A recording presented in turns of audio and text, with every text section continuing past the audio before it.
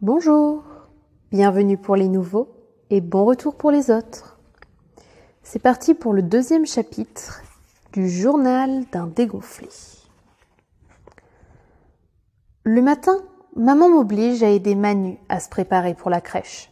Je lui fais son petit déjeuner et il emporte son bol de céréales dans le séjour pour s'asseoir sur son pot. On dit B pour biscuit et le biscuit est pour moi. Ah! Et quand c'est l'heure de partir à la crèche, il se lève et renverse ce qu'il n'a pas mangé dans son pot. Maman me crie toujours dessus parce que je finis pas mon petit déjeuner. Mais si elle devait racler des cornflakes au fond d'un pot en plastique tous les matins, elle non plus, elle aurait pas trop faim. Mardi.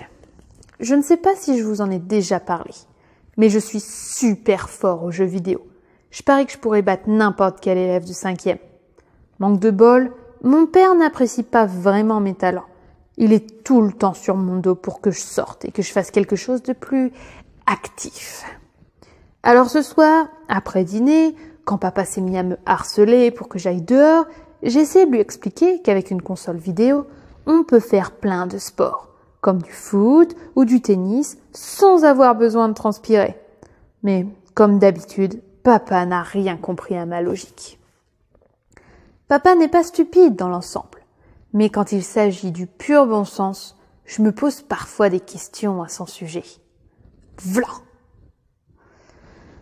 Je suis certain que mon père démontrait ma console s'il savait comment faire. Heureusement, les gens qui fabriquent ces trucs se sont arrangés pour que les parents n'y pigent rien. Saleté de bidule branchée! Dès que mon père m'envoie dehors pour que je fasse du sport, je vais jouer chez Robert avec sa console. Malheureusement, les seuls jeux auxquels on a le droit là-bas sont les courses de voiture et ce genre de trucs. Parce qu'à chaque fois que j'apporte un jeu chez Robert, son père vérifie sur un site internet parental et s'il présente le moindre combat ou la moindre violence, il nous interdit d'y toucher. Je commence à en avoir un peu marre de jouer aux courses de Formule 1 avec Robert. Parce que c'est pas un concurrent sérieux comme moi. Pour le battre, il suffit que je donne un nom ridicule à ma voiture en début de partie. Et dès que je dépasse sa voiture, il s'écroule de rire. Sale prout devant. Bon, quand j'en ai eu assez de traîner avec Robert, je suis rentrée chez moi. Pour donner l'impression que j'avais transpiré, je suis passée 2 ou 3 fois sous le tuyau d'arrosage des voisins. Ça a eu l'air de marcher avec papa. Mais Marius s'est retournée contre moi. Dès qu'elle m'a vue dans cet état, maman m'a forcée à aller prendre une douche. Mercredi. Je crois que mon père doit être très fier de son coup d'hier, parce que il a remis ça aujourd'hui et m'a obligée à sortir. Ça commence à devenir vraiment pénible de devoir aller chez Robert à chaque fois que je veux jouer aux jeux vidéo. Il y a un type un peu barge qui s'appelle Freddy et qui habite entre chez moi et chez Robert. Et Freddy traîne toujours devant chez lui. C'est plutôt dur de l'éviter. « Tu veux voir le cauchemar de tes nuits ?»« Non merci. » Freddy est en EPS avec moi et il a tout un langage inventé. Quand il a besoin d'aller aux toilettes, par exemple, il dit « Du jus, du jus !» Nous, les élèves, on s'est fait une idée assez claire de Freddy maintenant. Mais je crois pas que les profs aient vraiment saisi. Ok, petit. Mince alors. Aujourd'hui, je serais sûrement allée chez Robert de toute façon, parce que mon frère Rodrigue répète avec son groupe au sous-sol. Le groupe de Rodrigue est vraiment nul. Et quand j'arrive pas à tenir la maison, quand il répète, le groupe s'appelle Couche crasseuse. Seulement, c'est marqué Couche crasseuse sur la camionnette de Rodrigue. On pourrait croire qu'il l'a écrit comme ça pour que ça fasse plus cool. Mais je parie que si on disait à mon frère comment ça s'écrit vraiment, il n'en reviendrait pas. Papa n'était pas chaud pour que Rodrigue monte un groupe. Mais maman était totalement pour. C'est elle qui a acheté à Rodrigue sa première batterie. Je crois que maman avait dans l'idée qu'on allait tous apprendre à jouer d'un instrument pour former un de ces groupes familiaux, comme ceux de la télé. Mon père déteste le heavy metal.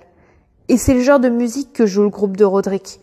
Je crois que maman se fiche de ce que Rodrigue joue ou écoute, parce qu'en réalité, elle fait pas la différence. Et même, tout à l'heure, pendant que Rodrigue écoutait un CD dans le séjour, maman est arrivée et s'est mise à danser.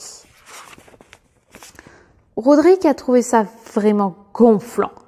Alors il est sorti faire des courses. Et il est revenu un quart d'heure plus tard avec un casque. Ça a réglé le problème. Jeudi.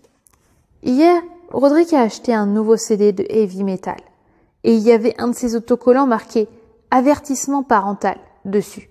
J'ai jamais pu écouter de CD avec « Avertissement parental » parce que les parents ne me laissent jamais en acheter au centre commercial. Alors j'ai compris que si je voulais écouter un jour le CD de Rodrigue, il faudrait que je sorte en douce de la maison. Ce matin, j'ai appelé Robert et je lui ai dit d'apporter son baladeur au collège. Et puis, après le départ de Rodrigue, je suis descendue dans sa chambre et j'ai pris le CD. On n'a pas le droit d'apporter de baladeur au collège. Alors, on a dû attendre après la cantine, le moment où les profs nous laissent sortir. Dès qu'on a pu, Robert et moi, on s'est planqués derrière le collège et on a mis le CD de Rodrigue dans l'appareil.